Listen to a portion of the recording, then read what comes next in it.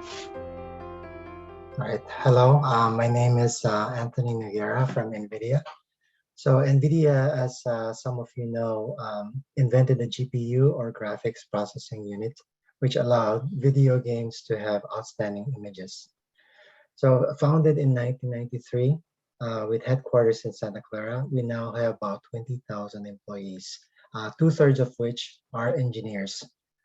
From a gaming cards company, we have now evolved into an AI company where the bulk of our net revenues go into data centers that power AI. All right.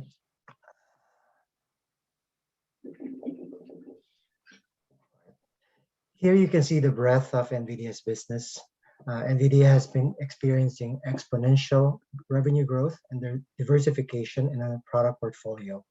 In addition to PC graphics, NVIDIA is now creating platforms for artificial intelligence, autonomous vehicles, and scientific computing, to name a few.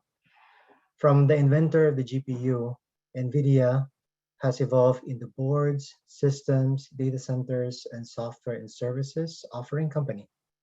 Business is growing rapidly with the launch of products like Omniverse, Metropolis, Base Command, Fleet Command, NVIDIA AI, and 15 other new products slated for launch this year.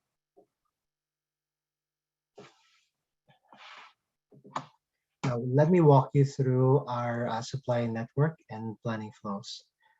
NVIDIA is a fabless semiconductor company. We do not produce our own cards on a mass scale. We buy wafers from TSMC or Samsung.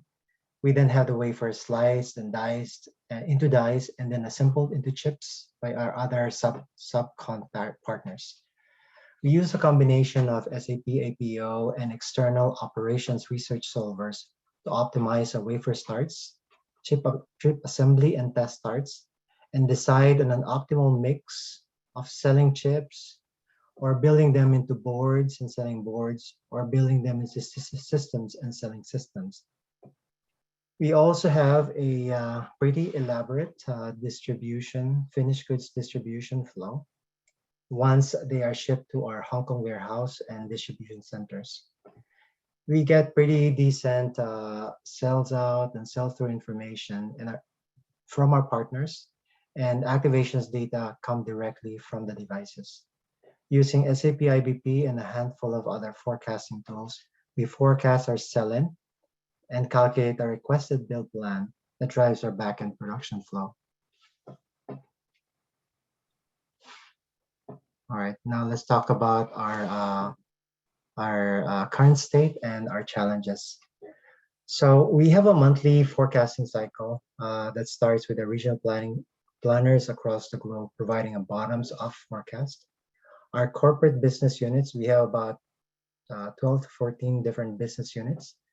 They then apply demand and supply factors to generate a revenue forecast. Then safety stock is added to the forecast to produce our RBP, or requested build plan, that drives our supply planning processes. What data goes into our forecasting processes? So we have bookings and backlog data and shipments coming from SAP. We also look at like hub forecasts from customers, hub pools. We look at channel data from our partners and inventory data throughout our distribution chain. And all right. And what do we forecast? So you've seen sort of like our distribution flow, right? So at every part of the flow, we forecast. We forecast our activations, we forecast our sell-through, our sell-out, our sell-in. And when we do our calculate our sell-in, we judge for supply constraints, because our sell-in forecast is what what drives our revenue forecast. We also create build allocation plans. So this is where we have a postponement model.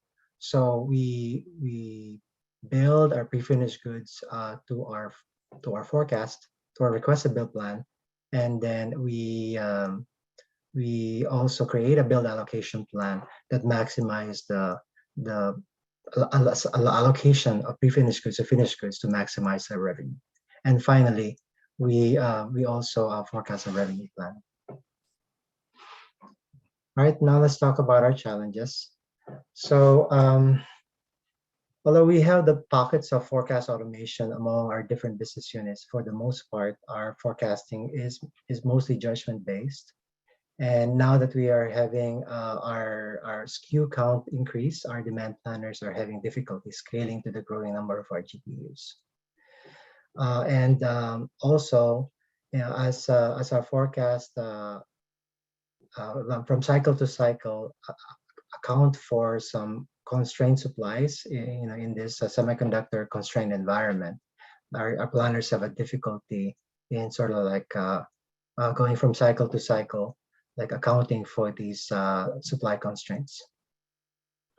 And whenever there is revenue guidance from our executive staff, there's also a challenge in disaggregating that to the SKU level because of some complications with the bookings and supply availability constraints. In our business, ASP, or average selling price, impacts the demand, and there's also this challenge in assessing or modeling that ASP impact on demand, especially during our product transitions. Nvidia is pretty aggressive when it comes to our product cycle, right? And so we like within 2 years or so, we try to transition to a new architecture. So planning on modeling the impact of ASP on demand is a challenge. And finally, also regarding products and transitions, just sort of like to forecast the new set of products based on the prior generation products is also a challenge.